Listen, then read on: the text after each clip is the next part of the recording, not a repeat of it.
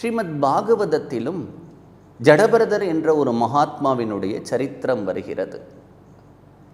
அரசராக இருந்த அவர் இறைவனை அடைவதற்காக வேண்டி தவம் ஏற்றுவதற்காக தன்னுடைய பதவி, தன்னுடைய மனைவி, மக்கள் எல்லாவற்றையும் துறந்து விட்டு ஒரு அடர்ந்த வனத்திலே தனிமையில் அமர்ந்து பல மணி நேரங்கள் ஜபம், தியானம் இவற்றில் ஈடுபட்டவராக இருக்கின்றார்.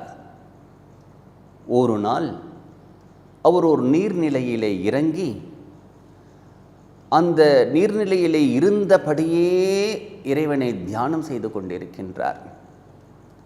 தன்னை மறந்து பல மணி நேரங்கள் தியானத்தில் ஈடுபட்டார்.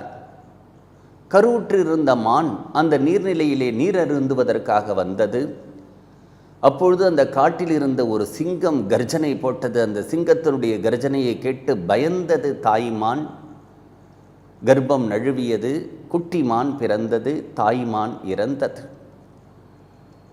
நீர்நிலையிலே நீர் அருந்துகின்ற வேளையிலே அந்த குட்டி மான் கீழே விழுந்ததால் அந்த நீரினால் அடிக்கப்பட்டு எந்த இடத்திலே ஜடபரதர் தியானம் செய்து கொண்டிருக்கின்றாரோ அவர் மேலே வந்து அந்த குட்டி மான் மோதியது. தன் உடலிலே படுகின்ற ஏதோ ஒரு பொருளினால் உந்தப்பட்டு தியானம் கலைந்தது. பார்த்தார், சிறிய மான். மானே அழகு, பெண் மான்.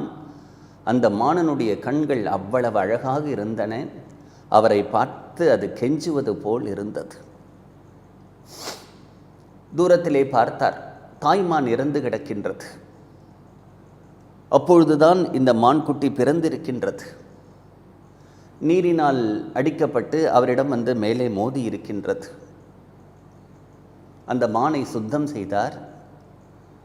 தான் ஒரு குடில் அமைத்து தியானம் செய்து வருகின்றாரே, அந்த குடிலுக்கு அந்த மானை அழைத்து சென்றார். அந்த மானுக்கு உணவு கொடுத்தார். அந்த மானுடன் உறங்கினார், மானுடன் விளையாடினார், மானை கொஞ்சினார். சிறிது நேரம் கூட அவரால் அந்த மானை பிரிந்திருக்க முடியாத ஒரு நிலைக்கு தள்ளப்பட்டார். அந்த மானை காணவில்லை என்றால் பரிதவித்து விடுவார். சில சமயம் மிகுந்த மகிழ்ச்சியான தருணங்களிலே இது நாள் வரை நான் செய்த தவம், இது நாள் வரை நான் செய்த புண்ணியம், இது நாள் வரை நான் செய்த ஜபம் ஏதாவது இருக்குமானால் அதனுடைய பலனெல்லாம் இந்த மானை போய் சேரட்டும் என்று ஆசீர்வாதம் செய்து விடுவார். அந்த அளவுக்கு அந்த மான் அவரை மயக்கியது.